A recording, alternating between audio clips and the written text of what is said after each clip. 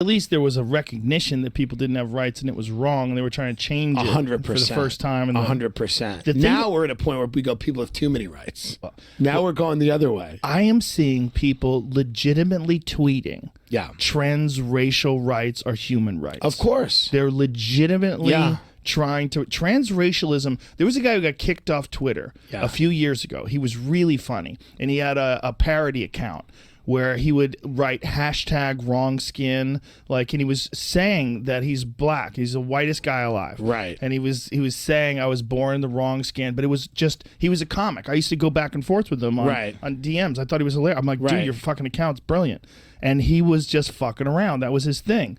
And he was always promoting this transracial thing, but he was doing it just as a troll because people would freak out. They didn't realize it was a parody. They'd get mad at him. But people are actually fucking saying it now. And did you see that the pop guy in the England? K-pop fan who had plastic surgery to make himself Korean. Yeah, he says he identifies as being Korean. And you know who actually, and Jamie might look this up because I believe I'm correct. I believe Rachel Dolezal said, I support this guy. Yes. And that's real, right? Yes, it's real. Yeah. Well, all it takes is a couple. It's like, look, if you have one match and you try to start a forest fire, it might go out before you can get those pine needles lit. Right. But if you have two matches, now you got a fire.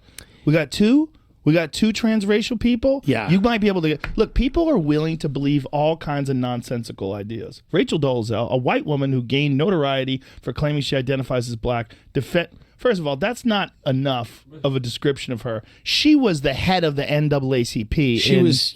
In Washington State? I don't know where, but she had power. Yes. I mean, well, arguably she was doing good things for black folks that lived there. She was running an organization that was designed to fight against discrimination, and she was doing it under a false pretense. Well, it's like, I always give this example. My mother's a schizophrenic.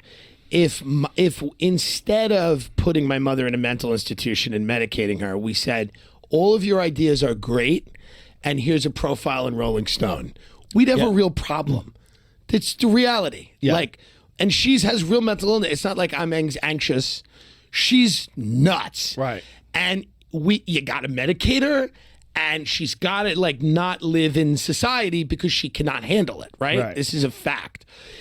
If we were to then encourage this behavior, go, no, it's a good idea. This is a great idea. And if she was on the internet, people might be going, no, you're right. Elvis might be your father, which is something she used to say at Christmas. She used to go, it's very possible that Elvis might be my father. And my grandmother would go, I didn't have sex with Elvis. And then my mother would go, but then you might not be my mother. She's nuts. Real nuts. And that's why I get upset at these people that are like, I'm not upset with them, but everybody now has a thing. I'm anxious. I'm depressed. I'm tired. I'm attacked. And, the reality is real mental illness, you don't get a comedy special. You don't get a profile in Rolling Stone. You get locked up. Yeah. Truly, because you're a danger to yourself and others, which my mother is.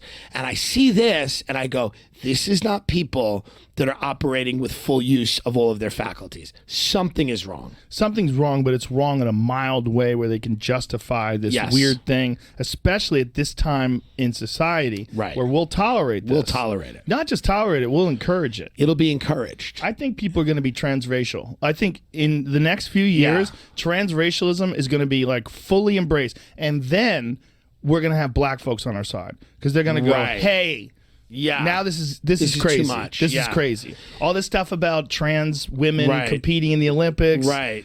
That wasn't as bothrsome. Yeah. Dave Chappelle has a fucking brilliant bit about it. I don't want to give away the bit, but he's got an amazing bit about it. Yeah, it's strange. It's hard to care about all this stuff, right? I think that's also something that people are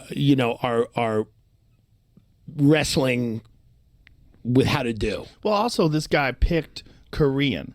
Right. The thing about Koreans is notoriously hard workers, notoriously very, very tough to get them to complain about shit. Right. They're not the type of people that they fucking grind. Right. Koreans, obviously this is a generalization, but very hard workers. Right. Very well educated. They embrace this this idea that you're supposed to go out there and earn your Right. place in life. If someone comes along and says that they're Korean, they're not going to give a fuck. They don't care. They're not going to freak out. They're just like, we're working. We're Right. busy. Yeah. It's crazy. It's wild to think that we're approaching that time, but we probably are. In a few years, we're definitely going to have transracialism. We're going to talk about this in 2 years. There's going to be transracial, there's going to be like groups that are designed to help transracial people. Yes. There's going to be transracial people that are going to try to Well, get it's the end. involved in It's just the end of the West. affirmative action China's for going to transracial win. people. China's going to win. And the reality is, at this point, it's almost like they may deserve to win. Like, this is really so scary where you go, when you look at it, when you watch the YouTube videos and somebody goes, there's an innumerable amount of pronouns, and I will tell you what I'll be called, when I'll be called, and this, that, and the other thing. And you watch people argue about this, and you go, here's the new language we've invented overnight.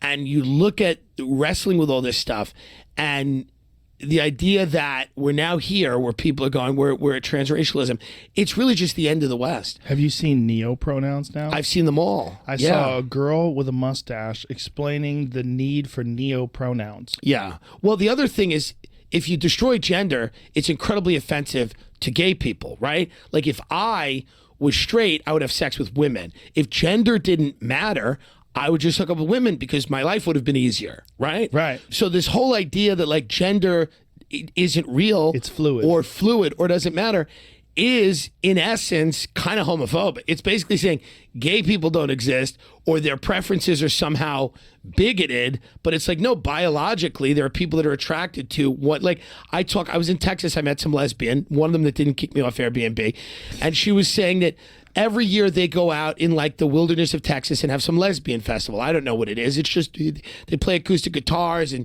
swim in a lake, whatever it is. She goes, this year was the first year they got complaints that trans women couldn't attend, which is women with penises. And they go, hey, we don't hate anybody. We love everybody. But like, this is a festival for lesbians. And they didn't want biological men at the event because that's not what they're into.